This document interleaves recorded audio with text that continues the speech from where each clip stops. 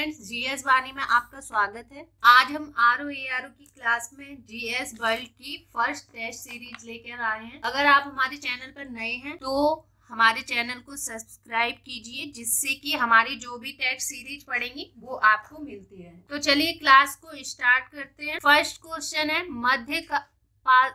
मध्य पाषाण काल में पशुपालन के प्रमाण कहाँ से मिले हैं? का आंसर होगा डी, आदमगढ़ से।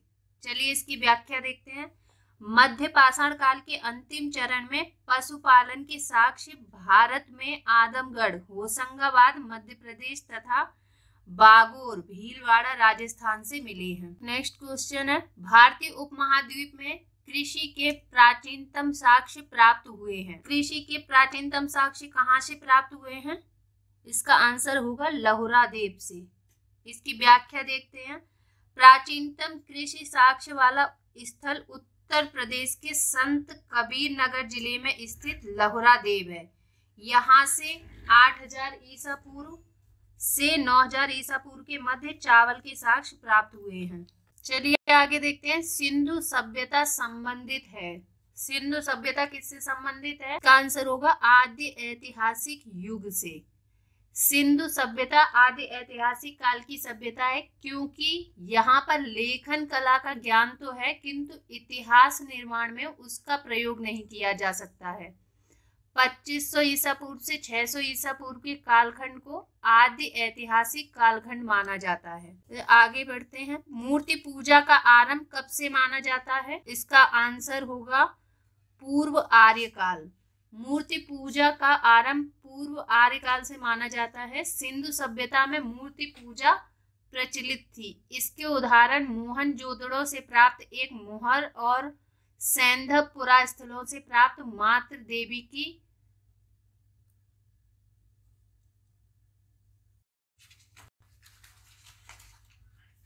मृण्मय मूर्तियां हैं। सूची 1 को सूची 2 से सुमेलित करें तथा कूट की सहायता से सही उत्तर चुनें।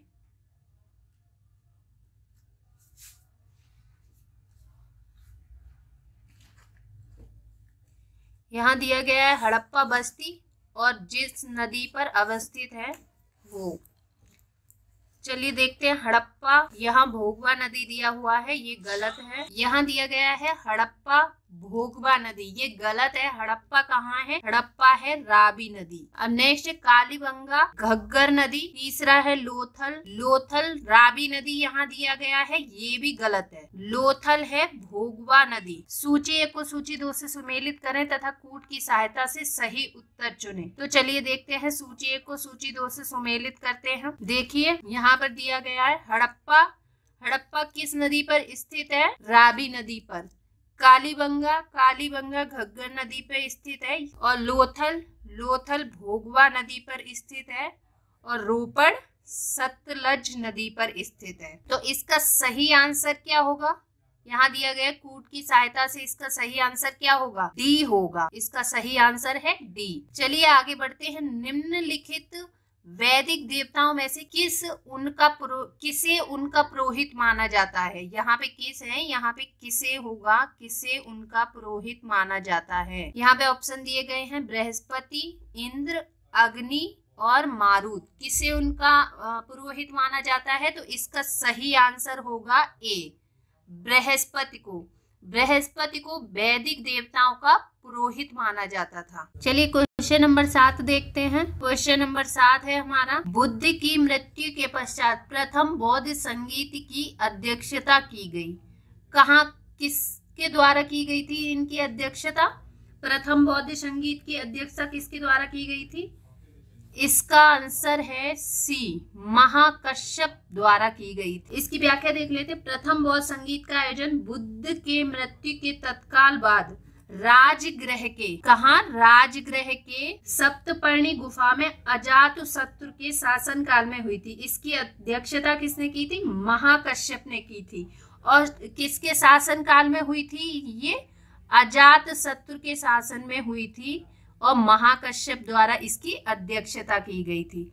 चलिए नेक्स्ट क्वेश्चन देखते हैं। त्रिपिटक निम्नलिखित में से किससे संबंधित है? त्रिपिटक निम्नलिखित में से किससे संबंधित है? इसका आंसर होगा बौद्धों से। व्याख्या देखते हैं इसकी। बुद्ध की शिक्षाओं को त्रिपिटक के रूप में संकलित किया गया है। ये त्रिपिटक कौन कौन से हैं? विनय पिटक है, विनय पिटक, सुत्त पिटक और अभिधम्म पिटक, अभिधम्म पिटक। इसकी व्याख्या देखते हैं। बुद्ध की शिक्षाओं को त्रिपिटक के रूप में संकलित किया गया है। ये त्रिपिटक है। विनय पिटक नियम व आचरण की शिक्षा है, सुत्त पिटक धार्मिक सिद्धांत, अभिधम्म पिटक दार्शनिक सिद्धांत। चलिए आगे बढ़ते हैं। भगवान महावीर का प्रथम शिष्य था। भगवान महावीर का प्रथम शिष्य कौन था? भगवान महावीर का प्रथम शिष्य था जमाल। महावीर का प्रथम शिष्य उनका दामाद जमाल था। ये जमाल कौन थे?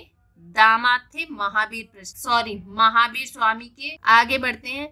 पाटलिपुत्र को किस शासक ने सर्वप्रथम अपनी राजधानी बनाया था? किसने बनाया था? उदयन ने बनाया था। व्याख्या देखते। पाटलिपुत्र की स्थापना गंगा एवं सोन नदी के संगम पर हिरण्यवंशी शासक उदयन ने की थी। उसने अपनी राजधानी राजगृह से पाटलिपुत्र स्थानांतरित की थी। आगे बढ़ते हैं। केवल वह स्तंभ जिसमें अशोक ने स्वयं को मगध का सम्राट बताया है, कौन सा है वो? भाब्रू स्तंभ। भाब्रू स्तंभ लेख राजस्थान में अशोक ने स्वयं को मगध का सम्राट बताया है। आगे बढ़ते हैं। मौर्य काल में शिक्षा का सर्वाधिक प्रसिद्ध केंद्र था, कौन सा केंद्र था? तक्षशिला। तक्षशिला मौर्य काल में हिंदू और बौद्ध शिक्षा का प्रमुख केंद्र था। यहाँ विश्व भर से लोग पढ़ने आते थे। यह इस्लामाबाद पाकिस्तान के पश्चिम में स्थित था। आगे बढ़ते हैं। गुप्त काल में उत्तर भारतीय व्यापार निम्नलिखित में से किस एक पत्तन से संचालित होता था? किससे होता था? इसका आंसर होगा डी, ताम्रलिप्ति। गुप्त काल में बंगाल में ताम्रलिप्ति एक प्रमुख बंदरगाह था। ये क्या है? ताम्रलिप्ति बंदरगाह है जहां से उत्तर भारतीय व्यापार के साथ दक्षिण पूर्व एशिया, चीन, श्रीलंका, सुमात्रा आदि देशों के साथ व्यापार होता था। चलिए आगे देखते हैं। एलोरा के प्रसिद्ध कैलाश मंदिर के निर्माण से कौन सा शासक वर्ग संबद्ध रहा है? कौन सा शासक वर्ग रहा है संबद्ध? इसका आंसर है डी, राष्ट्रकूट। राष्ट्रकूटों ने ही एलोरा के प्रसिद्ध कैलाश मंदिर का निर्माण करवाया था। इसकी व्याख्या देख लेते हैं। एलोरा का कैलाश मंदिर अपनी निर्माण शैली के लिए विश्व प्रसिद्ध है। यह भगवान शिव को समर्पित है। इसका निर्माण राष्ट्रकूट शासक कृष्ण प्रथम द्वारा करवाया था। किसके द्वारा करवाया गया था?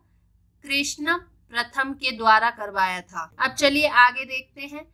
सूची 1 को सूची 2 से सम्मिलित करें तथा कूट की सहायता से सही उत्तर चुनें। सूची 1 है विद्वान और इधर है उनकी पुस्तकें। विद्वान और उनके पुस्तक। कूट की सहायता से इसका सही उत्तर चुनना है। तो इसका सही उत्तर क्या होगा? सही उत्तर है इसका ए। चलिए इनको सम्मिलित करते हैं। बरामिहिर की पुस्तक कौन सी है? इनकी पुस्तक है बृहद संहिता। विशाख दत्त की पुस्तक कौन सी है? देवी चंद्रगुप्तम। शूद्रक की पुस्तक कौन सी है? शूद्रक की पुस्तक है मृच्छकटिकम। अब विल्लड़ की पुस्तक कौन सी है? विल्लड़ की पुस्तक है विक्रमांक देवचरित। यहाँ 4 दिए गए हैं और यहाँ चलिए आगे बढ़ते हैं। निम्नलिखित में से किस महिला ने सर्वप्रथम कांग्रेस को संबोधित किया था? निम्नलिखित में से किस महिला ने सर्वप्रथम कांग्रेस को संबोधित किया? का आंसर है कादम्बिनी गांगुली ने। 1990 में कांग्रेस के कलकत्ता अधिवेशन में कलकत्ता विश्वविद्यालय की प्रथम महिला स्नातक कादम्बिनी गांगुली ने संबोधित किया था। इस अधिवेशन की अध्यक्षता सर फिरोज शाह मेहता ने। निम्नलिखित में से किस अधिवेशन में कांग्रेस के साथ राष्ट्रीय शब्द शामिल हुआ? इसका आंसर है नागपुर अधिवेशन 1891। इसकी व्याख्या देखते हैं। 1891 के नागपुर अधिवेशन में कांग्रेस के साथ राष्ट्रीय शब्द जोड़ा गया। इस अधिवेशन की अध्यक्षता पी आनंद चार्लू ने। कांग्रेस के प्रथम अधिवेशन में निम्नलिखित में से कौन शामिल नहीं था? का आंसर होगा मोहम्मद अबुल कलाम आजाद। 28 दिसंबर 1885 ईस्वी में गोकुलदास तेजपाल संस्कृत विद्यालय में भारतीय राष्ट्रीय कांग्रेस का प्रथम सम्मेलन आयोजित हुआ। इस सम्मेलन की अध्यक्षता WC बनर्जी ने की थी। इस सम्मेलन में कुल 72 सदस्यों ने भाग लिया था। इसमें दादा भाई नौरोजी, फिरोज शाह मेहता, दिनसा वाचा, S सुब्रमण्यम, काशीनाथ तैलंग इत्यादि भारतीय शामिल थे।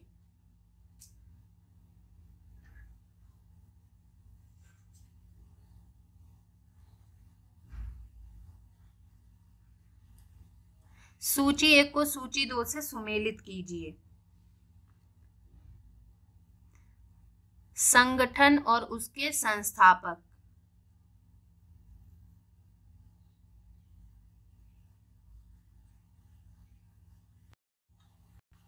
सूची 1 को सूची 2 से सुमेलित कीजिए। संगठन और उनके संस्थापक। ब्रिटिश इंडियन एसोसिएशन 1891, इसके संस्थापक थे राधाकांत देव।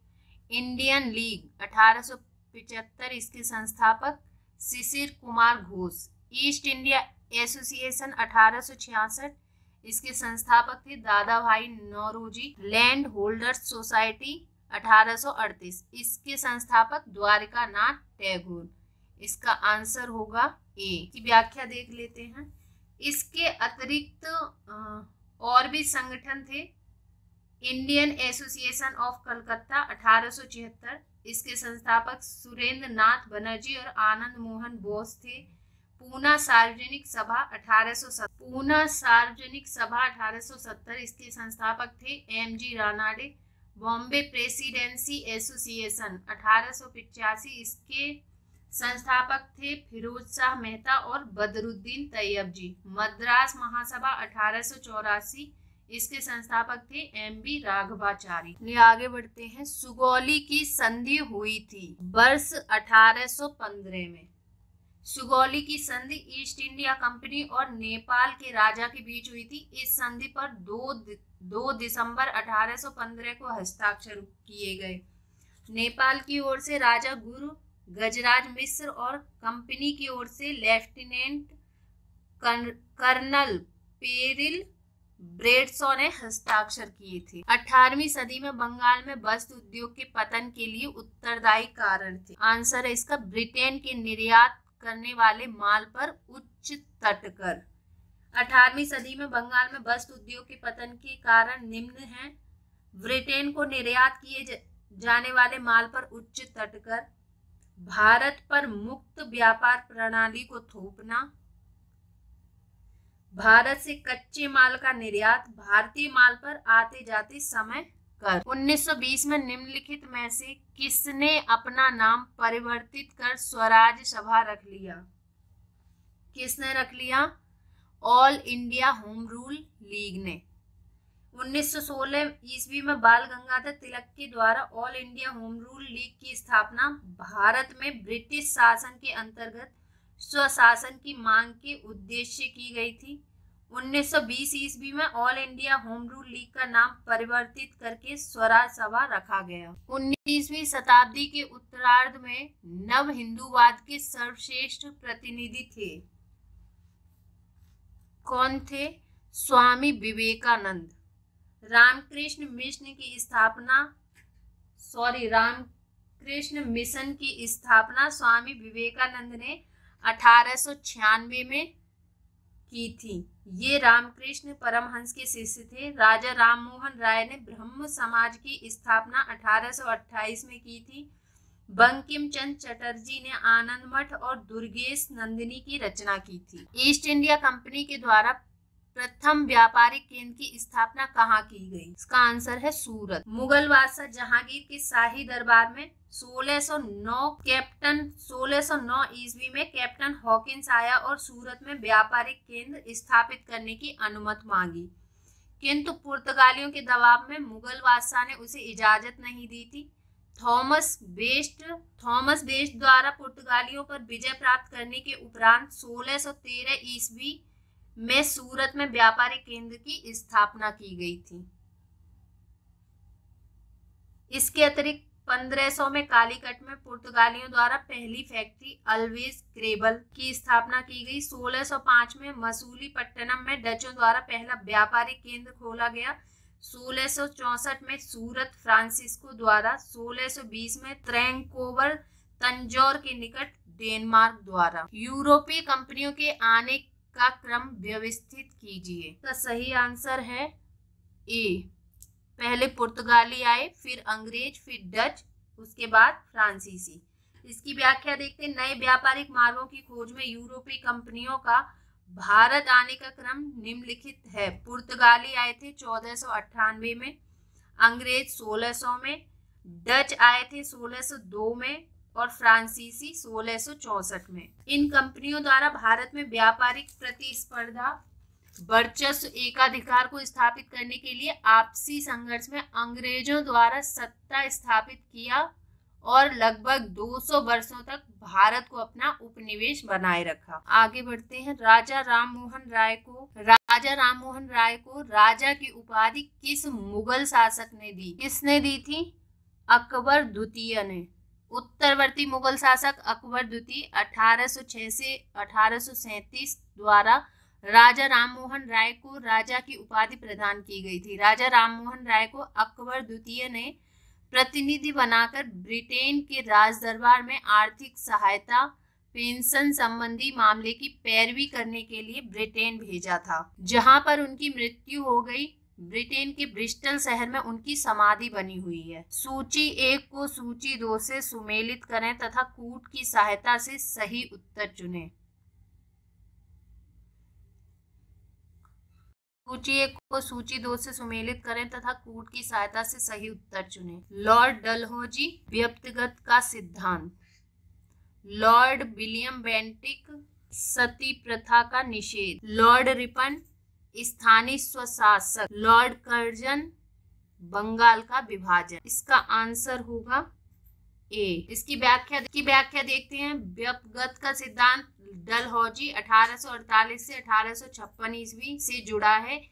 इस सिद्धांत के द्वारा कुछ महत्वपूर्ण रियासतें यथा सतारा, जैतपुर, संभलपुर, बघाट, उदयपुर, झांसी एवं नागपुर का विलय कर लिया गया। विलियम बेंटिक ने 1829 के 17वें नियम द्वारा सती प्रथा का अंत किया। लॉर्ड रिपन के कार्यकाल का सबसे महत्वपूर्ण कार्य स्थानीय स्वशासन पर सरकारी प्रस्ताव था। बंगाल का विभाजन वर्ष 1905 में कर्जन ने किया था। आगे देखते हैं। बंगाल के किस नवाब ने राजधानी को मुर्शिदाबाद से मुंगेर स्थानांतरित कर दिया? इसका आंसर है बी, मीर कासिम ने। बक्सर युद्ध के बाद अंग्रेजों ने मीर जाफर को बंगाल की गद्दी पर बैठाया, किंतु उसने शीघ्र ही विद्रोह कर दिया, जिससे उसे सत्ताच्युत करके उसके स्थान पर मीर कासिम को बंगाल के सिंहासन पर बैठाया। किंतु मीर कासिम ने कंपनी के हस्तक्षेप से बचने के लिए राजधानी को मुर्शिदाबाद से हटाकर मुंगेर स्थानांतरित कर दिया। निम्नलिखित में से कौन सा सुमेलित नहीं है?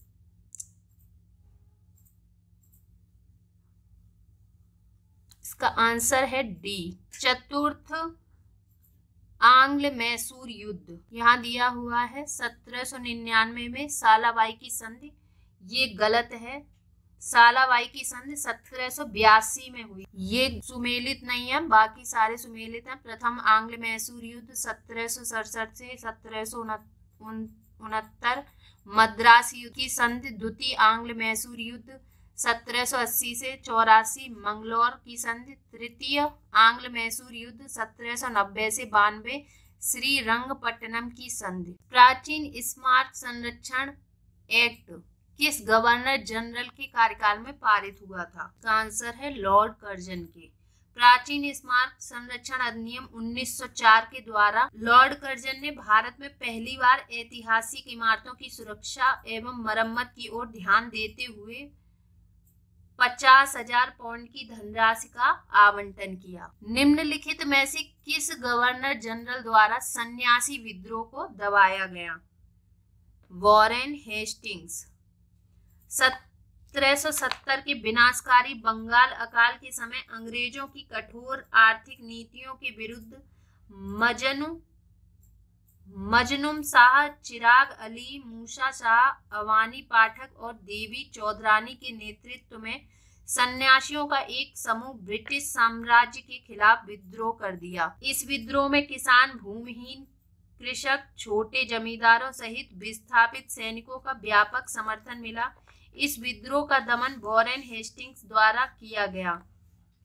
इसी आंदोलन के आधार पर बंकिम चंद्र चट्टोपाध्याय ने आनंद मठ उपन्यास की रचना की है। दक्षिण भारत में सिंचाई व्यवस्था का अग्रदूत किसे माना जाता है? सर आर्थर कॉटन को। सर आर्थर कॉटन ब्रिटिश सिंचाई अभियंता थे। उन्होंने दक्षिण भारतीय राज्यों की सिंचाई व्यवस्था हेतु उल्लेखनीय कार्य किया, इसलिए सर आर्थर कॉटन को दक्षिण भारत में सिंचाई व्यवस्था का अग्रदूत माना जाता है। देख लेते हैं व्यक्तिगत का सिद्धांत। डलहौजी। मेरठ छावनी विद्रोह किस तिथि से आरंभ हुआ था? 10 मई 1857। 10 मई 1857 को मेरठ विद्रोह की शुरुआत हुई। निम्नलिखित में से कौन सुमेलित नहीं है? यहाँ स्थल है और उसके नेतृत्वकर्ता दिए गए हैं। चलिए सुमेलित करते हैं। दिल्ली बहादुर शाह, लखनऊ बेगम हजरत महल, कानपुर, यहाँ कानपुर कुंवर सिंह दिया गया है, ये सुमेलित नहीं है। इसकी जगह पे नाना साहब तात्या टोपे होगा। अब फैजाबाद मौलवी अहमदुल्ला, इसका आंसर होगा सी, ये सही सुमेलित नहीं है। सूची 1 को सूची 2 से सुमेलित कीजिए। लाल महल बलवन, फौजी खास अलाउद्दीन खिलजी, 2.5 दिन का झोपड़ा कुतुबुद्दीन ऐबक और जहांपनाह नगर मोहम्मद तुगलक। इसका सही आंसर होगा डी। निम्नलिखित में से कौन सा विकल्प सही नहीं है? इसका आंसर है डी, नवाब ए मुमालिकत। नासिरुद्दीन महमूद की जगह बहराम शाह होगा। बाकी सारे सुमेलित हैं। दीवाने मुस्तखराज अलाउद्दीन खिलजी, दीवाने कोई मोहम्मद बिन तुगलक, दीवाने अर्ज बलबन। निम्नलिखित में से कौन सा विकल्प सही नहीं है? इसका आंसर है डी, लाख बख्श। यहाँ इल्तुतमिश दिया गया है। लाख बख्श के नाम से किसे जाना जाता था? कुतुबुद्दीन ऐबक को। बाकी सारे सुमेलित हैं। किस सूफी संत की मान्यता थी कि भक्ति संगीत ईश्वर के निकट पहुंचने का एक साधन है? मुइनुद्दीन चिश्ती की। भारत में चिश्ती सिलसिला की स्थापना मुइनुद्दीन चिश्ती ने 1143 से 1236 में की थी। इन्होंने अजमेर में खानका की स्थापना की। इनका मानना था कि संगीत ईश्वर के निकट पहुंचने का साधन है, किंतु नक्शबंदी सूफी सिलसिला संगीत के विरुद्ध था। इसकी स्थापना ख्वाजा बहाउद्दीन नक्शबंदी ने की। निम्नलिखित में से कौन से मध्यकालीन भारत के प्रसिद्ध विधिवेत्ता थे? राजशेखर, विज्ञानेश्वर, हिमाद्री एवं जीमूत वाहन मध्यकालीन भारत के प्रसिद्ध विधिवेत्ता थे। विज्ञानेश्वर ने याज्ञवल्क्य स्मृति पर टीका मिताक्षरा तथा जीमूत वाहन ने भी याज्ञवल्क्य स्मृति पर टीका दाय भाग नाम से लिखा है। हिमाद्री ने मनुस्मृति पर टीका लिखा। राजशेखर प्रतिहार शासक महेंद्र पाल प्रथम के दरबार में रहते थे। इन्होंने कर्पूर मंजरी नामक नाटक की रचना की। नीचे दिए गए कूट की सहायता से सही उत्तर का चयन कीजिए। तो सही उत्तर होगा सी, पहला विज्ञानेश्वर, दूसरा हिमाद्री और चौथा है जीमूत वाहन। मध्यकालीन भारत में मनसबदारी प्रथा किसके लिए चालू की गई थी? सेना में भर्ती की जा सके। मनसबदारी प्रणाली मुगल काल में प्रचलित एक प्रशासनिक प्रणाली थी। यह प्रथा 1575 में अस्तित्व में आई। मनसब शब्द का अरबी भाषा में अर्थ है पद। अकबर द्वारा आरंभ की गई इस व्यवस्था में दिए गए पद को मनसब तथा प्राप्त करने वाले तुर्कों को मनसबदार कहा जाता था। अकबर की मनसबदारी प्रथा मंगोलों की दशमलव पद्धति पर आधारित थी। शिवाजी के अष्टप्रधान का कौन सा सदस्य विदेशी मामलों की देखरेख करता था? सुमंत। सचिव पत्राचार विभाग की देखरेख करता था। पंडित राव धार्मिक मामलों में छत्रपति का प्रमुख सलाहकार था तथा पेशवा प्रधानमंत्री होता था जो प्रशासन के निरीक्षण का कार्य करता था। अमात्य को आधुनिक मंत्री और वाकयानवीस को आधुनिक गृह मंत्री कहा जाता था। अमात्य को आधुनिक मंत्री और वाकयानवीस को आधुनिक गृह मंत्री कहा जाता था। सरे नौबत को सेना प्रमुख और चिटनिस को सचिव प्रमुख कहा जाता था। कौन सा सुल्तान भारत में नहरों का जाल निर्माण करने के लिए प्रसिद्ध है? फिरोज शाह तुगलक। इसकी व्याख्या देखते हैं। फिरोज शाह तुगलक ने बड़ी संख्या में नहरों का निर्माण व पुनर्निर्माण कराया। याहिया अहमद सरहिंदी ने फिरोज शाह तुगलक द्वारा निर्मित 5 नहरों का उल्लेख किया है। कौन कौन सी नहरें हैं वो? यमुना से हिसार तक 150 मील उलुग खानी नहर, सतलज से घग्गर तक रज्जब शाही नहर, सिरमौर की पहाड़ी से झांसी तक, घग्गर से फिरोजाबाद तक, यमुना से फिरोजाबाद तक फिरोजाबाद नहर कहा जाता है। निम्नलिखित पर विचार करें, सही कालक्रम में व्यवस्थित कीजिए। तुगलकाबाद किला 1300, इसका आंसर होगा बी। कुतुब मीनार 1192 ईस्वी कुतुबुद्दीन ऐबक ने निर्माण करवाया था। तुगलकाबाद किला 1321 से 25 गयासुद्दीन तुगलक ने दिल्ली में इसका निर्माण कराया। लोधी गार्डन 1517 ईस्वी अलाउद्दीन आलम शाह द्वारा इसका निर्माण कराया गया। फतेहपुर सीकरी 1569 मुगल सम्राट अकबर द्वारा। निम्नलिखित युग्मों में से कौन सा सुमेलित नहीं है? इसका आंसर है बी। इसका आंसर है B, Akbar sir Thomas Roe. ये सही सुमेलित नहीं है। सर टॉमस रो की जगह होगा जहांगीर। निम्नलिखित युग्मों में से कौन सा सुमेलित नहीं है? इसका आंसर है बी, सर टॉमस रो। किसके दरबार में आया था? यहाँ अकबर दिया गया है, इसकी जगह होगा जहांगीर। बाकी सारे सुमेलित हैं। विलियम हॉकिंस जहांगीर के दरबार में, ट्रेवरनियर शाहजहां के दरबार में और मनुची औरंगजेब के दरबार में। प्रसिद्ध विरूपाक्ष मंदिर कहाँ अवस्थित है? इसका आंसर है हम्पी। की व्याख्या देखते हैं। विरूपाक्ष मंदिर कर्नाटक के हम्पी में तुंगभद्रा नदी के दक्षिणी तट पर स्थित है। हुगली को बंगाल की खाड़ी में समुद्री लूटपाट के लिए किसने अड्डा बनाया था? पुर्तगालियों ने। पुर्तगालियों ने बंगाल की खाड़ी में हुगली को समुद्री लूटपाट का अड्डा बनाया था। पुर्तगाली गवर्नर नीनो डी कुन्हा 1529 से 38 ने हुगली में पुर्तगाली बस्तियों को स्थापित कर भारत के पूर्वी समुद्र क्षेत्र पर अपना प्रभाव स्थापित किया। पुर्तगालियों के बढ़ते प्रभाव को समाप्त करने के लिए मुगल सम्राट शाहजहां के शासन काल में कासिम खान ने 1632 ईस्वी में हुगली पर कब्जा कर लिया था। निम्नलिखित में से कौन सा युग्म सही सुमेलित है? इसका आंसर है बी, बांडीवास का युद्ध फ्रांसीसियों के विरुद्ध ईस्ट इंडिया कंपनी के द्वारा लड़ा गया। की व्याख्या देखते हैं। बांडीवास का युद्ध 22 जनवरी 1760 ईस्वी को ईस्ट इंडिया कंपनी एवं फ्रांसीसियों के बीच लड़ा गया। इस निर्णायक लड़ाई में आयरकूट के नेतृत्व में अंग्रेजी सेना ने काउंट डी लाली के नेतृत्व वाली फ्रांसीसी सेना को पराजित कर दिया। बक्सर का युद्ध 1764 अंग्रेजों की तरफ से हेक्टर मुनरो तथा मीर कासिम सिजाउद्दौला व शाह आलम द्वितीय की संयुक्त सेना के मध्य लड़ा गया। जलियांवाला बाग हत्याकांड 13 अप्रैल 1919। खेड़ा का युद्ध 1707 साहू एवं ताराबाई के मध्य, जिसमें ताराबाई पराजित हुई। भारत में ब्रिटिश साम्राज्य के दौरान निम्नलिखित वायसरायों पर विचार कीजिए। लॉर्ड कर्जन 1899 से 1905, लॉर्ड चेम्सफोर्ड 1916 से 1921, लॉर्ड हार्डिंग 1910 से 1916, लॉर्ड इरविन 1926 से 1931। इसका आंसर है ए, लॉर्ड कर्जन। उपरोक्त की पदावधियों का सही कालक्रम क्या है? आंसर होगा ए। सोम प्रकाश नामक समाचार पत्र किसने प्रारंभ किया? ईश्वर चंद्र विद्यासागर ने। प्रथम बंगाली राजनीतिक अखबार सोम प्रकाश 1858 में कलकत्ता से प्रकाशित हुआ। इसके प्रशासक ईश्वर चंद्र विद्यासागर थे। राजा राममोहन राय तक संवाद कौमुदी 1821 बंगाली पत्रिका। दयानंद सरस्वती सत्यार्थ प्रकाश पुस्तक। मॉन्टेग्यू चेम्सफोर्ड प्रस्ताव किससे संबंधित था? संवैधानिक सुधार से संबंधित था।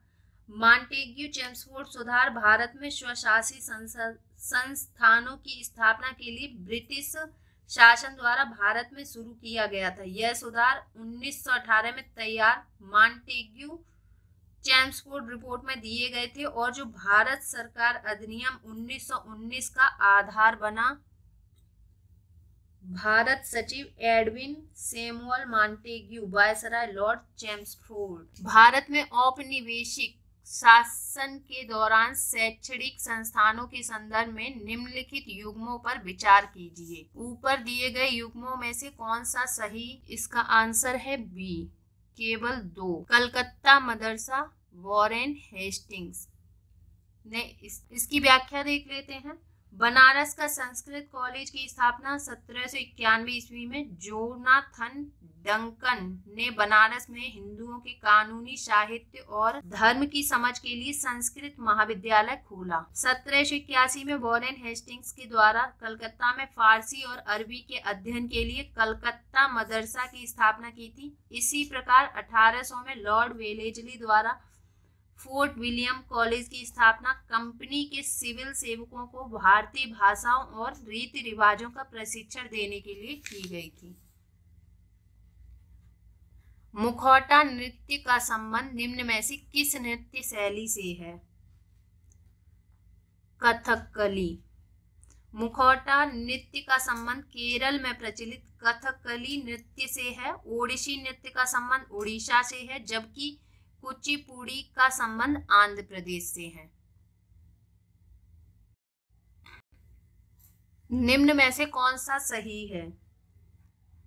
हरिप्रसाद चौरसिया बांसुरी। इसकी व्याख्या देखते हैं। बिस्मिल्लाह खां शहनाई वादक व जाकिर हुसैन व अल्लाह रखा तबला वादक के रूप में प्रसिद्ध हैं। ओणम किस प्रदेश का त्योहार है? केरल का। ओणम केरल का महत्वपूर्ण त्योहार है। यह त्योहार फसल कटाई के मौसम में मनाया जाता है। असम में फसल कटाई से जुड़ा मुख्य त्योहार क्या है?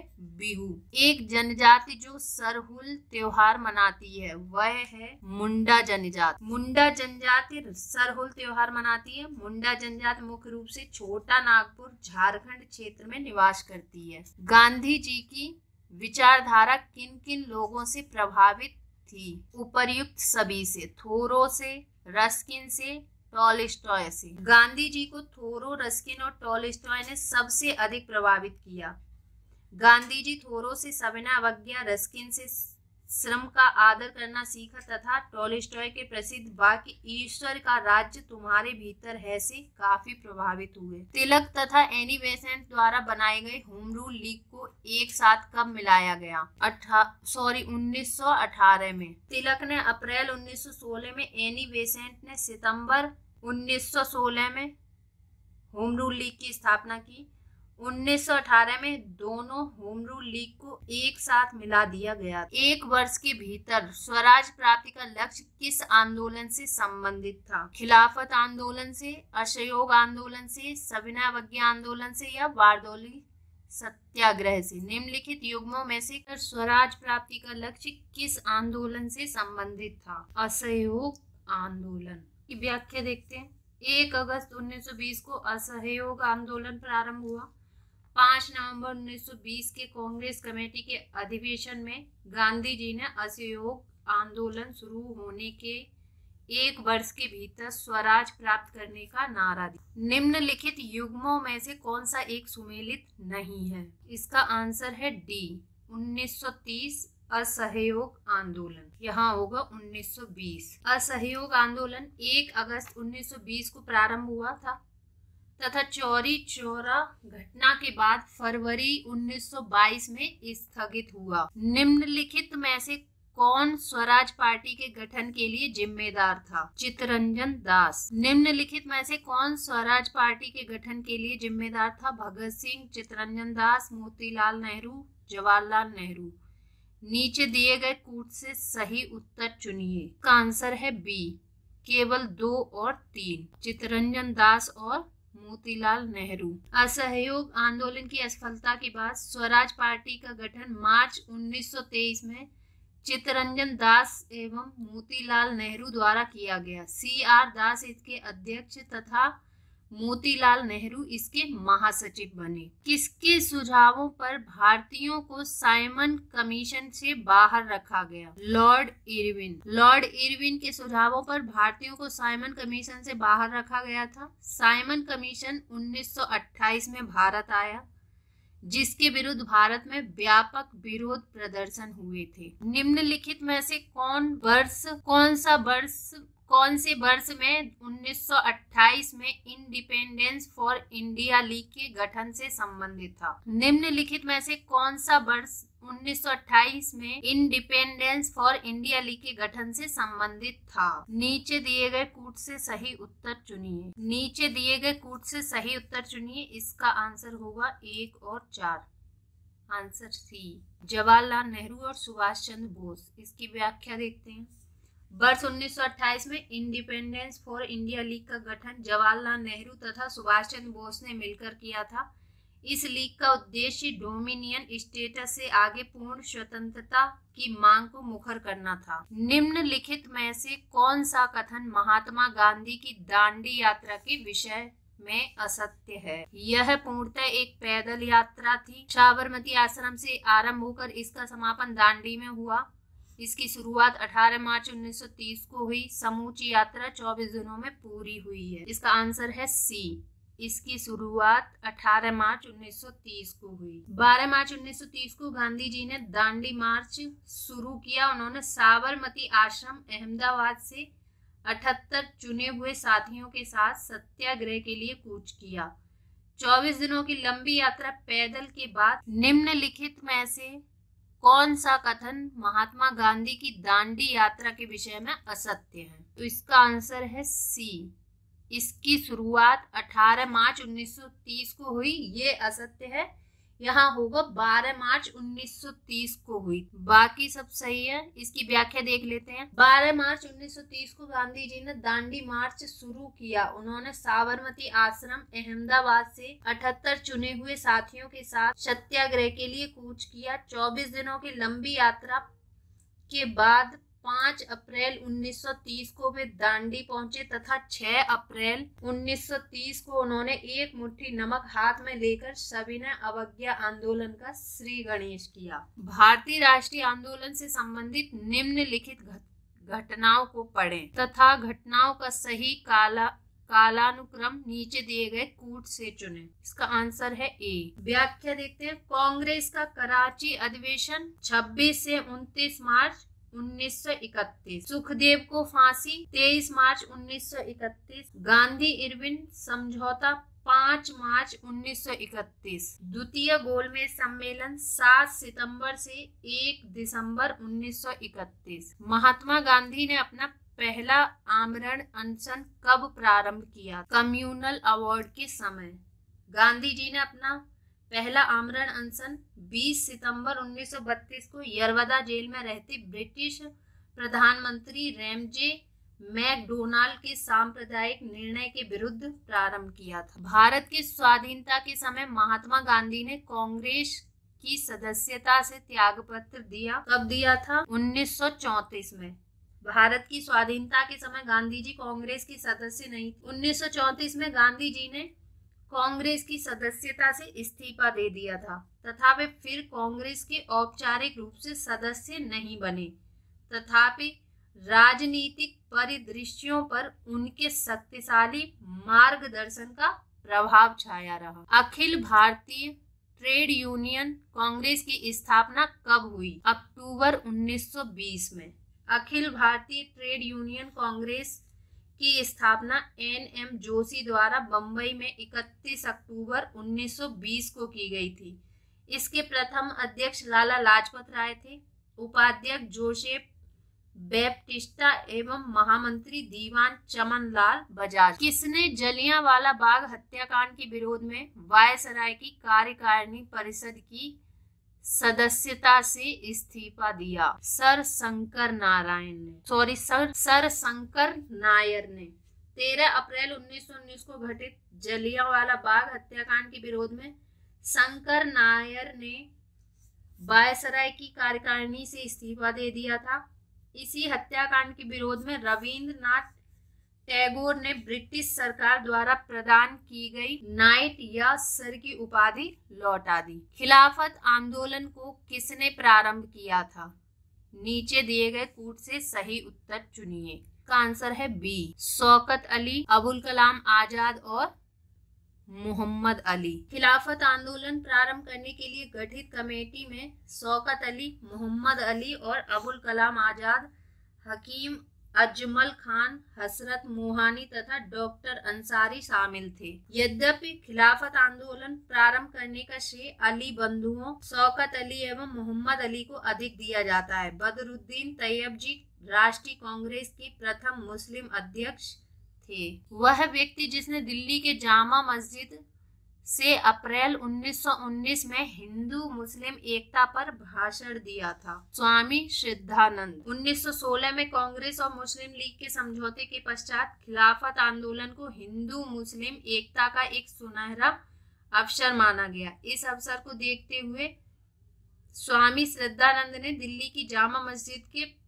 प्रवचन मंच से हिंदू मुस्लिम एकता पर लगभग 30,000 मुस्लिम के समक्ष भाषण दिया था। निम्नलिखित में से कौन सा कथन असहयोग आंदोलन के संबंध में सही नहीं है? का आंसर है डी, CR दास ने राय बहादुर की उपाधि वापस कर दी। ये सही नहीं है।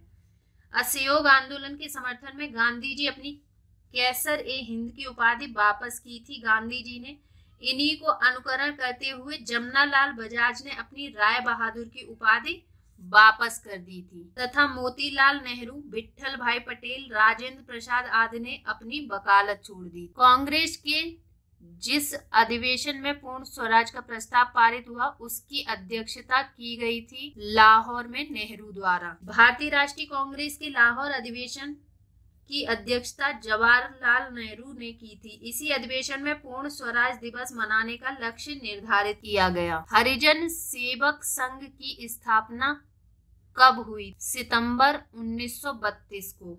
महात्मा गांधी ने समाज से अस्पृश्यता मिटाने हेतु all India anti untouchability league की स्थापना 30 सितंबर 1932 को की, जिसका नाम आगे चलकर हरिजन सेवक संघ पड़ा। घनश्याम दास बिरला इस संघ के अध्यक्ष थे। सूची 1 को सूची 2 से सुमेलित कीजिए तथा नीचे दिए गए कूट से सही उत्तर का चयन कीजिए। इसका सही आंसर है C, Bombay Chronicle, Firoz Shah Mehta, Commonwealth, Annie Besant, leader, Madan Mohan Malaviya और यंग इंडिया, महात्मा गांधी। निम्नलिखित में से किसको अंग्रेजी सरकार ने काकोरी षड्यंत्र के मामले में फांसी पर चढ़ाया था? इसका आंसर है डी, ए और सी दोनों, राम प्रसाद बिस्मिल और Roshan Lal. Hindustan socialist Republic association द्वारा की गई पहली क्रांतिकारी घटना थी सैंडर्स की हत्या। हिंदुस्तान सोशलिस्ट रिपब्लिक एसोसिएशन की स्थापना सितंबर 1928 को दिल्ली के फिरोजशाह कोटला मैदान में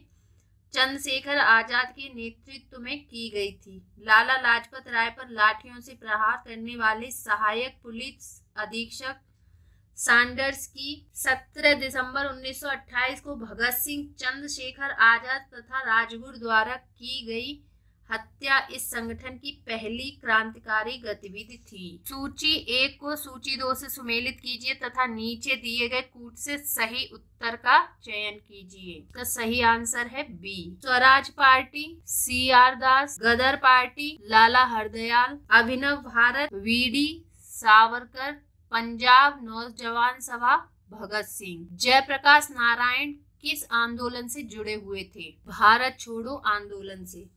नारायण को राष्ट्रीय पहचान भारत छोड़ो आंदोलन के दौरान ही मिली। भारत छोड़ो आंदोलन अगस्त 1942 के दौरान जयप्रकाश नारायण ने हजारीबाग के सेंट्रल जेल से फरार होकर भूमिगत गतिविधियों को संगठित किया। आजाद हिंद सरकार के निर्माण की घोषणा कहां से की गई थी? सिंगापुर से। जुलाई 1943 को रास बिहारी बोस ने आजाद हिंद फौज की कमान सुभाष चंद्र बोस को सौंप दी। 21 अक्टूबर 1943 को सुभाष चंद्र बोस ने सिंगापुर में स्वतंत्र भारत की अस्थायी सरकार का गठन किया। निम्नलिखित में से किन पार्टियों ने भारत छोड़ो आंदोलन का समर्थन नहीं किया था? इसका आंसर है उपर्युक्त सभी ने।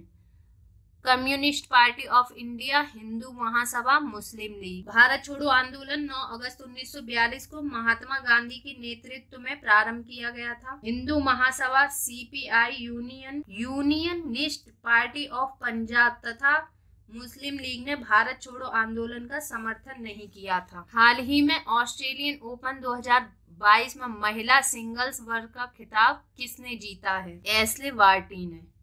विश्व की नंबर 1 टेनिस ऑस्ट्रेलिया की एशले बार्टी ने फाइनल में अमेरिका की डेनियल कॉलिंस को हराकर वर्ष की पहली ग्रैंड स्लैम ऑस्ट्रेलियन ओपन 2022 के महिला सिंगल्स वर्ग का खिताब जीता है। एशले बार्टी ने इसके साथ ही किसी महिला ऑस्ट्रेलिया खिलाड़ी के यह टूर्नामेंट जीतने का 44 साल का सूखा खत्म किया।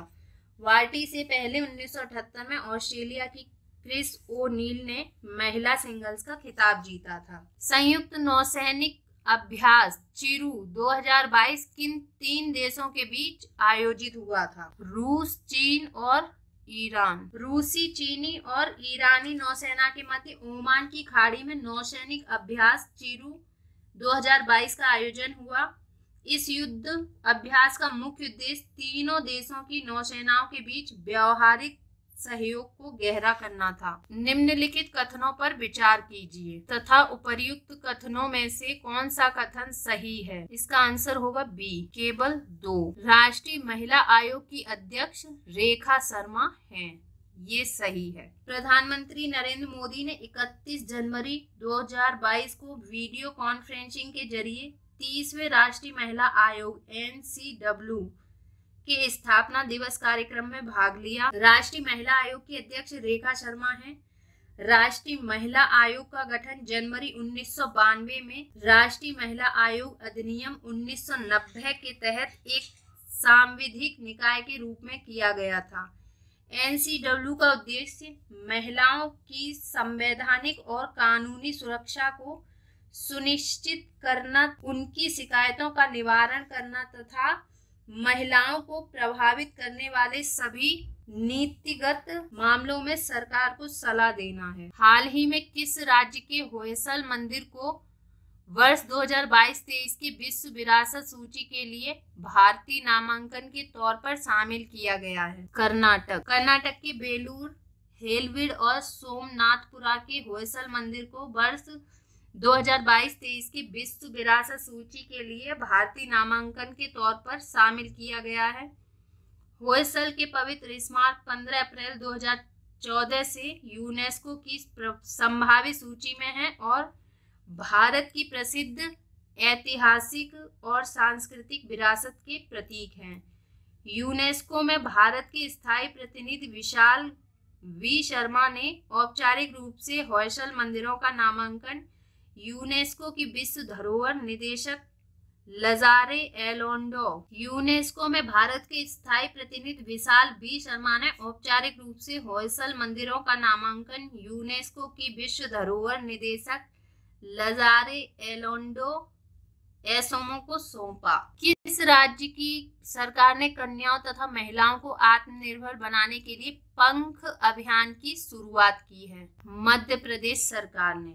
मध्य प्रदेश सरकार राज्य ने राष्ट्रीय बालिका दिवस के अवसर पर राज्य की कन्याओं तथा महिलाओं के लिए पंख अभियान की शुरुआत की। इसका उद्देश्य विपत्तिग्रस्त महिलाओं को आत्मनिर्भर बनाना एवं कौशल उन्नयन प्रशिक्षण कार्यक्रम से जोड़कर स्वयं के साथ साथ अपने परिवार के भरण पोषण में सहायता करना है।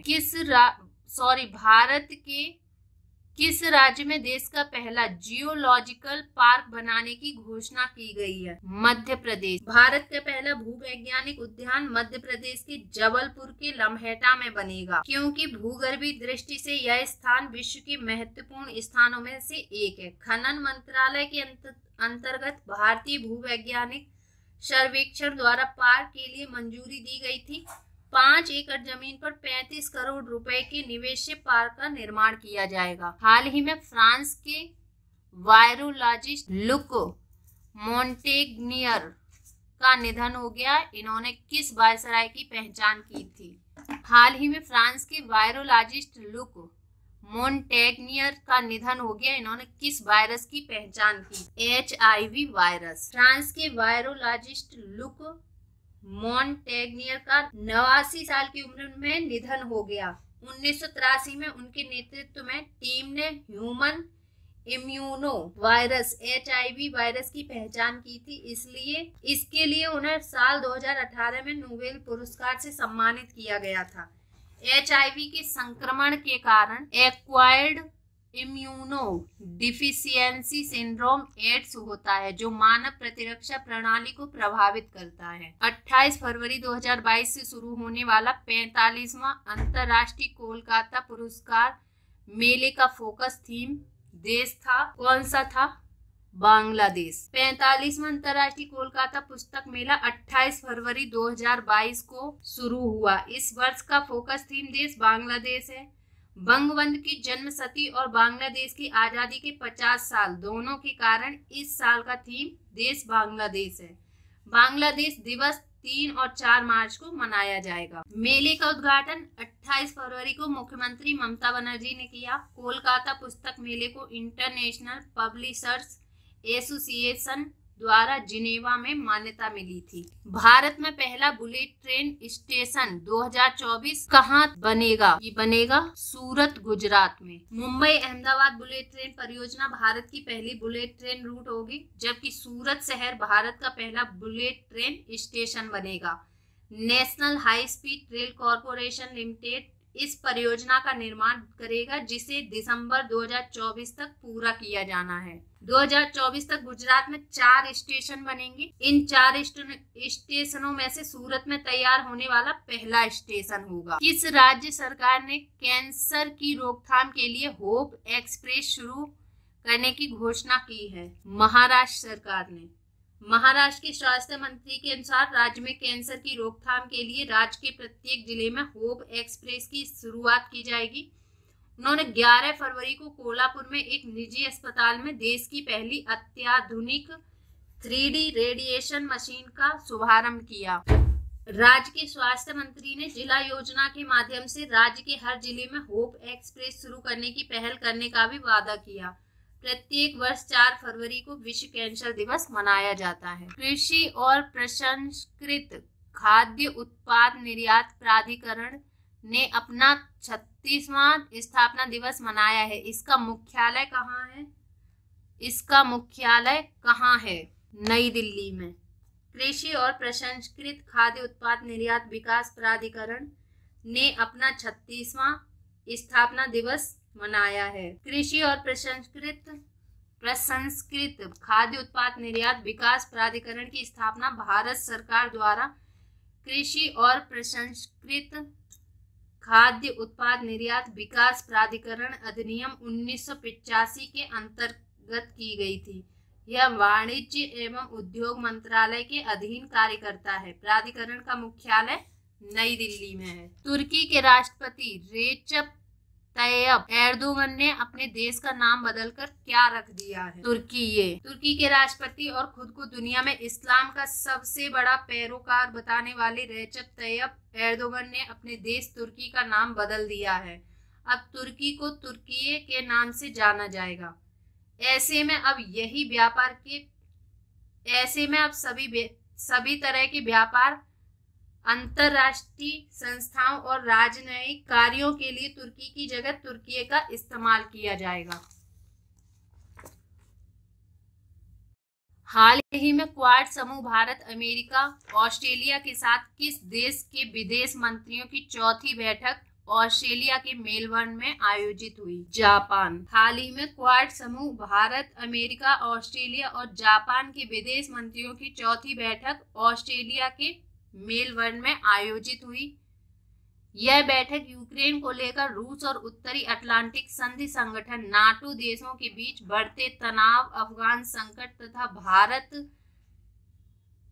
प्रशांत क्षेत्र में चीन द्वारा अतिक्रमण की बढ़ती चिंताओं के बीच आयोजित की गई थी। चतुर्भुज सुरक्षा सम्मान संवाद अर्थात क्वाड भारत, अमेरिका, जापान और ऑस्ट्रेलिया के बीच अनौपचारिक रणनीतिक वार्ता मंच है। अंतर्राष्ट्रीय बाल कैंसर दिवस के संदर्भ में निम्नलिखित कथनों पर विचार कीजिए तथा उपर्युक्त कथनों में से कौन सा या कौन से कथन सही है। इसका आंसर है बी, केवल 3। यह पहली बार वर्ष 2012 में चाइल्डहुड कैंसर इंटरनेशनल द्वारा मनाया गया। प्रतिवर्ष 15 फरवरी को अंतर्राष्ट्रीय बाल कैंसर दिवस international childhood cancer day ICCD के रूप में मनाया जाता है। इस वर्ष इस दिवस की थीम बेहतर जीवन रक्षा है। इस दिन का आयोजन बाल कैंसर के प्रति जागरूकता और सहायता उपलब्ध कराने के लिए किया जाता है। यह पहली बार वर्ष 2002 में चाइल्डहुड कैंसर इंटरनेशनल द्वारा मनाया गया था। वैश्विक सतत विकास शिखर सम्मेलन के संदर्भ में निम्नलिखित कथनों पर विचार कीजिए तथा उपर्युक्त कथनों में से कौन सा कथन सही है। सही नहीं है। इसका आंसर है सी, 1 और 2 दोनों, ये दोनों ही सही नहीं है। चलिए इसकी व्याख्या देखते हैं। 16 से 18 फरवरी 2022 तक डिजिटल माध्यम से नई दिल्ली में वैश्विक सतत विकास शिखर सम्मेलन आयोजित किया गया। यह ऊर्जा और संसाधन संस्थान का एक वार्षिक कार्यक्रम है। वर्ष 2022 इस शिखर सम्मेलन का 21वां संस्करण है। वैश्विक सतत विकास शिखर सम्मेलन के संदर्भ में निम्नलिखित कथनों पर विचार कीजिए। इसका आंसर है केवल 1। उपर्युक्त कथनों में से कौन सा कथन सही नहीं है। इसका आंसर होगा केवल 1। वर्ष 2022 इस शिखर सम्मेलन का 21वां संस्करण है, ये सही है। इसकी व्याख्या देखते हैं। 16 से 18 फरवरी 2022 तक डिजिटल माध्यम से नई दिल्ली में वैश्विक सतत विकास शिखर सम्मेलन आयोजित किया गया। निम्नलिखित कथनों पर विचार कीजिए। उपर्युक्त कथनों में से कौन सा कथन सही नहीं है। इसका आंसर है डी, ना तो 1 ना ही 2 की व्याख्या देख लेते हैं। 16 से 18 फरवरी 2022 तक डिजिटल माध्यम से नई दिल्ली में वैश्विक सतत विकास शिखर सम्मेलन आयोजित किया गया। यह ऊर्जा और संसाधन संस्थान का एक वार्षिक कार्यक्रम है। वर्ष 2022 इस शिखर सम्मेलन का 21वां संस्करण है। इस वर्ष सम्मेलन की theme towards a resilient planet ensuring A sustainable and equitable future है।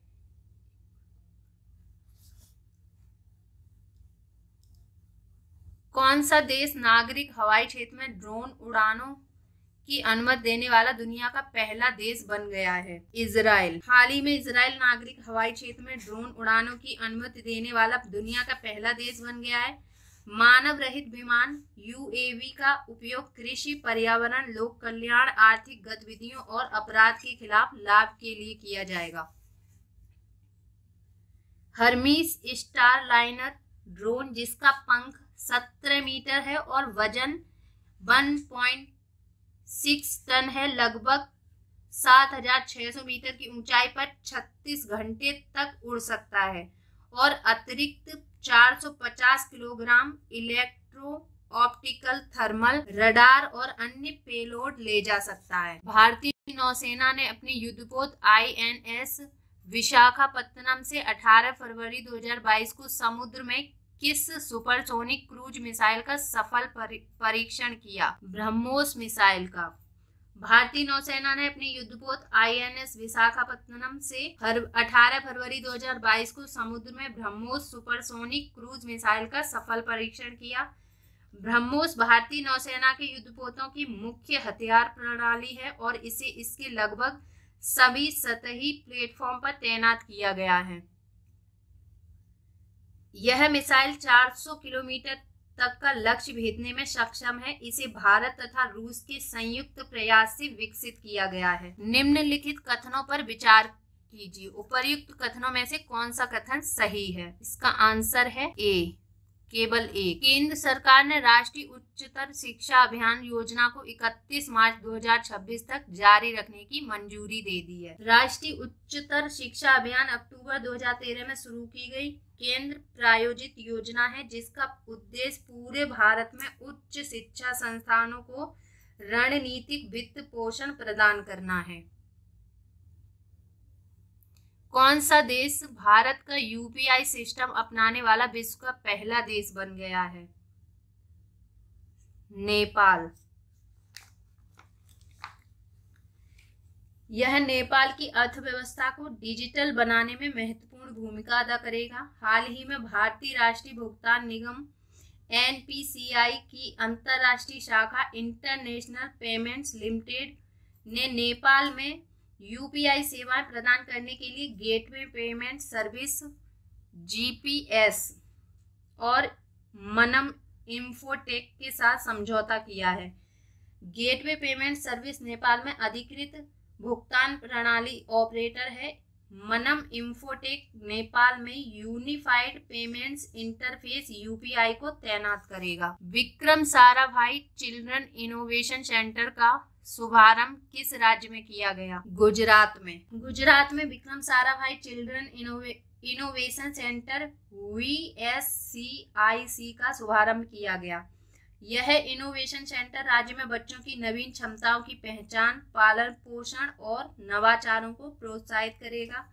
डॉक्टर विक्रम साराभाई को भारत के अंतरिक्ष कार्यक्रम का जनक माना जाता है। 1947 में उन्होंने अहमदाबाद में भौतिक अनुसंधान प्रयोगशाला की स्थापना की। इन्होंने वर्ष 1962 में भारतीय राष्ट्रीय अंतरिक्ष अनुसंधान समिति की स्थापना की, जिसे बाद में इसरो नाम दिया गया। हाल ही में चर्चा में रहा लेवेंडर की खेती या बैंगनी क्रांति किस राज्य या केंद्र शासित प्रदेश से संबंधित है? जम्मू कश्मीर। केंद्रीय विज्ञान एवं प्रौद्योगिकी मंत्री ने बताया है कि केंद्र सरकार अरोमा मिशन के तहत लेवेंडर की खेती बैंगनी क्रांति के एक हिस्से के रूप में रामबन जिले जम्मू कश्मीर में शुरू करने की योजना बना रही है। सुगंधित पौधों में लेवेंडर, डेमस्क, गुलाब, मुस्क वाला आदि शामिल हैं।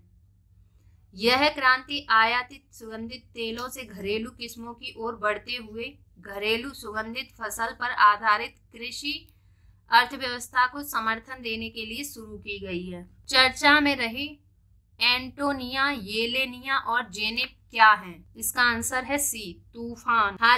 हाल ही में एंटोनिया तूफान यूरोपीय देश जर्मनी से टकराया और उसने वहां भारी नुकसान पहुंचाया। एक हफ्ते से भी कम समय में मौसम की यह तीसरी गंभीर घटना थी। पिछले सप्ताह तूफान येलेनिया और जेनेप के कारण चरम मौसम की घटनाओं को देखा गया था। वित्तीय स्थिरता और विकास परिषद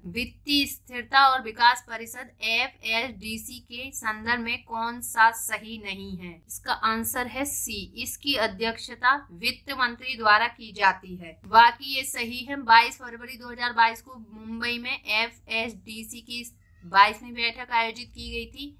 इसकी स्थापना वर्ष 2010 में की गई थी। की व्याख्या देखते हैं। केंद्रीय वित्त मंत्री निर्मला सीतारमण की अध्यक्षता में मुंबई में वित्तीय स्थिरता और विकास परिषद FSDC की 25वीं बैठक आयोजित की गई। FSDC ने अपने विभिन्न आदेश पत्रों और वैश्विक एवं घरेलू विकास के मद्देनजर उत्पन्न होने वाली प्रमुख मैक्रो वित्तीय चुनौतियों पर विचार विमर्श किया। FSDC वित्त मंत्रालय के तहत एक गैर सांविधिक शीर्ष परिषद है। इसकी स्थापना वर्ष 2010 में एक कार्यकारी आदेश द्वारा की गई थी। FSDC की अध्यक्षता वित्त मंत्री द्वारा की जाती है। साहित्य अकादमी द्वारा किसी उर्दू भाषा में साहित्य अकादमी पुरस्कार 2021 देने की घोषणा की गई है? चंद्रभान खयाल को। साहित्य अकादमी ने उर्दू भाषा के कवि चंद्रभान खयाल को उनकी कविता संग्रह ताजा हवा को ताबिशे के लिए उर्दू भाषा में साहित्य अकादमी पुरस्कार 2021 देने की घोषणा की है। साहित्य अकादमी पुरस्कार वर्ष 1954 में स्थापित एक साहित्यिक सम्मान है। यह पुरस्कार साहित्य अकादमी, नेशनल अकेडमी ऑफ लेटर्स द्वारा प्रतिवर्ष प्रदान किया जाता है। साहित्य अकादमी पुरस्कार ज्ञानपीठ पुरस्कार के बाद भारत सरकार द्वारा प्रदान किया जाने वाला दूसरा बड़ा साहित्यिक सम्मान है। हाल ही में किस संस्था ने नॉइज ब्लेज एंड मिसमैच नाम से फ्रंटियर्स रिपोर्ट 2022 जारी किया है? संयुक्त राष्ट्र पर्यावरण कार्यक्रम ने। यूएनईपी ने नॉइज ब्लेज एंड मिसमैच नाम से अपनी वार्षिक फ्रंटियर्स रिपोर्ट 2022 जारी की है। यह फ्रंटियर्स रिपोर्ट पर्यावरणीय मुद्दों की पहचान कर उनके समाधान के उपाय प्रदान करती है ताकि जलवायु परिवर्तन, प्रदूषण एवं जैव विविधता के नुकसान के संकट को संबोधित किया जा सके। कौन सा युग्म अशुद्ध है? आईटी पार्क ये कहाँ है? कानपुर में नहीं है, ये है लखनऊ में। डिफेंस पार्क ये कानपुर में है। थीम पार्क आगरा में। इत्र पार्क कन्नौज। तो इसका आंसर होगा ए। उत्तर प्रदेश के किस शहर में doctor Ambedkar institute of technology for handicap स्थित है? आंसर है ए, कानपुर में। वर्ष 1997 में कानपुर में doctor Ambedkar institute of technology for handicap की स्थापना विश्व बैंक की सहायता से की गई थी। दुधवा राष्ट्रीय उद्यान कहाँ अवस्थित है? इनमें से कोई नहीं। दुधवा राष्ट्रीय उद्यान उत्तर प्रदेश के लखीमपुर खीरी जनपद में अवस्थित है। 490 वर्ग किलोमीटर क्षेत्र में फैला यह उद्यान प्रोजेक्ट टाइगर का हिस्सा है। निम्नलिखित युग्मों में से कौन सा एक सुमेलित नहीं है? इसका आंसर है सी, कर्मा। ये यहाँ मथुरा दिया गया है, ये गलत है। इसकी जगह होगा सोनभद्र। सोनभद्र। कालिंजर का किला उत्तर प्रदेश के किस जनपद में स्थित है? किस जनपद में स्थित है? बांदा में। उत्तर प्रदेश के बांदा जिले में स्थित कालिंजर का किला बुंदेलखंड का ऐतिहासिक तथा सामरिक दृष्टि से महत्वपूर्ण किला था। उत्तर प्रदेश कृषि अनुसंधान परिषद कहाँ अवस्थित है? लखनऊ में। उत्तर प्रदेश कृषि अनुसंधान परिषद लखनऊ में स्थित है। इस परिषद की स्थापना वर्ष 1989 में की गई थी। ये को सूची 2 से सम्मिलित करें तथा कूट की सहायता से सही उत्तर चुनें। इसका सही आंसर है ए, लाल बहादुर शास्त्री गन्ना विकास संस्थान, ये कहाँ है? लखनऊ है। लेदर टेक्नोलॉजी पार्क ये कहाँ है? उन्नाव में है। राज्य चर्म विकास एंड विपणन निगम लिमिटेड ये कहाँ है? आगरा में है। उत्तर प्रदेश वित्तीय निगम ये कानपुर में है। निम्नलिखित में से कौन सा युग्म सुमेलित नहीं है? सुमेलित नहीं है पूछा है। इसका आंसर होगा बी, झूला मेला झांसी दिया गया है। यहाँ झूला मेला झांसी में नहीं, इसकी जगह पे होगा वृंदावन। और माघ मेला प्रयागराज, पशु मेला बटेश्वर, देव मेला बाराबंकी ये सही है। उत्तर प्रदेश में मुख्यमंत्री आरोग्य मेले का आयोजन कब से आरंभ हुआ है? फरवरी 2020 से। उत्तर प्रदेश में 2 फरवरी 2020 से शहरी एवं ग्रामीण क्षेत्र के प्राथमिक स्वास्थ्य केंद्रों पर प्रत्येक रविवार को मुख्यमंत्री आरोग्य मेले का आयोजन किया जा रहा है। उत्तर प्रदेश का कौन सा जनपद सर्वाधिक राज्यों के साथ अपनी सीमा साझा करता है? सोनभद्र। उत्तर प्रदेश का सोनभद्र जनपद सर्वाधिक 4 राज्यों उत्तर प्रदेश का सोनभद्र जनपद सर्वाधिक 4 राज्यों बिहार, झारखंड, मध्य प्रदेश, छत्तीसगढ़ की सीमाओं को स्पर्श करता है। भारत की पवित्र नदी गंगा उत्तर प्रदेश राज्य के कितने जनपदों से होकर प्रवाहित होती है? कितने जनपदों से होकर? इसका आंसर है बी, 28 प्रदेशों से होकर प्रवाहित होती है। गंगा उत्तराखंड राज्य के गंगोत्री हिमनद से निकलती है। इसकी कुल लंबाई 2525 किलोमीटर है, जिसमें से 1000 किलोमीटर क्षेत्र उत्तर प्रदेश में स्थित है। यह नदी उत्तर प्रदेश के 28 राज्यों से होकर प्रवाहित होती है। उत्तर प्रदेश की कौन सी एक झील को वर्ल्ड लाइफ इंटरनेशनल द्वारा महत्वपूर्ण पक्षी क्षेत्र माना गया है? किसको माना गया है? सरसई नावर झील। सरसई नावर झील इटावा जनपद में स्थित एक स्थायी दलदली झील है। इस झील को वर्ल्ड लाइफ इंटरनेशनल द्वारा महत्वपूर्ण पक्षी क्षेत्र माना गया है।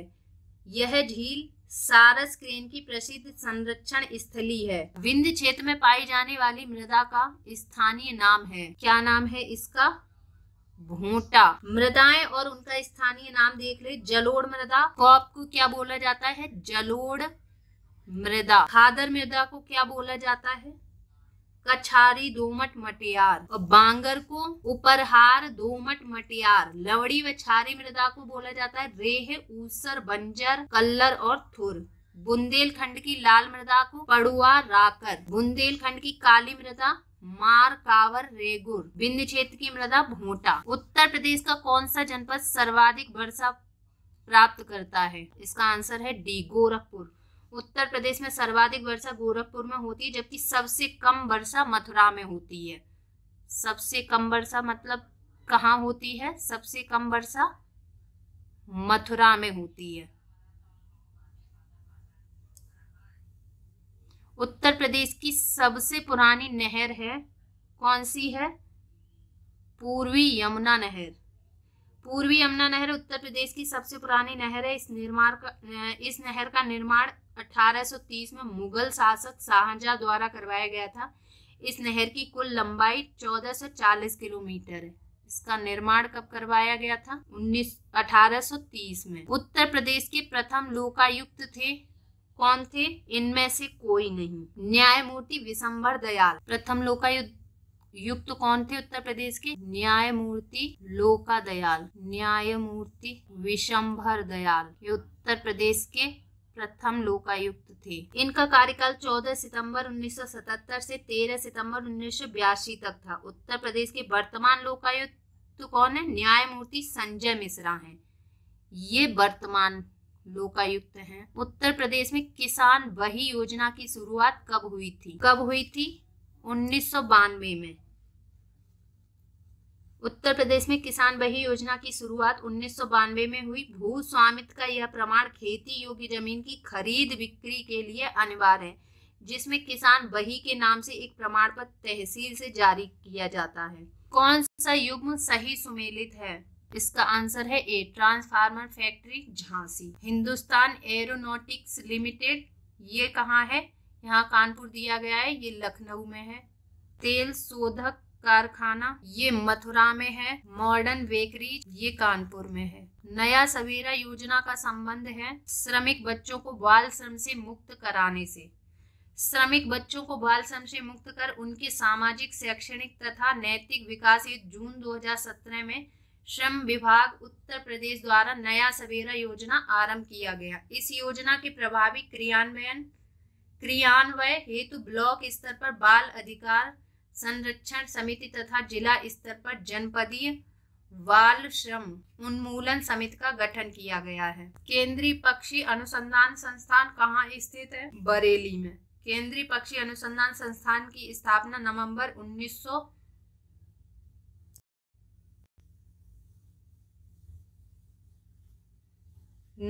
1979 में बरेली में की गई थी। यह संस्थान पोल्ट्री क्षेत्र के विकास में सहायता प्रदान करता है। आर्यभट्ट नक्षत्रशाला स्थित है, कहाँ स्थित है? रामपुर में। आर्यभट्ट नक्षत्रशाला उत्तर प्रदेश के रामपुर में सितंबर 2012 से संचालित है। यह भारत की प्रथम डिजिटल लेजर तकनीक पर आधारित नक्षत्रशाला है। इस नक्षत्रशाला का पूर्व में नाम भीमराव अंबेडकर नक्षत्रशाला था। उत्तर प्रदेश के किस क्षेत्र में यूरेनियम के सीमित भंडारों की खोज की गई है? ललितपुर में। उत्तर प्रदेश के ललितपुर क्षेत्र में यूरेनियम के सीमित भंडार पाए गए हैं। आज की हमारी टेस्ट सीरीज यहीं पर समाप्त होती है। मिलते हैं नेक्स्ट टेस्ट सीरीज के साथ। तब तक आप रिवीजन करिए, इसको बार बार पढ़िए। धन्यवाद।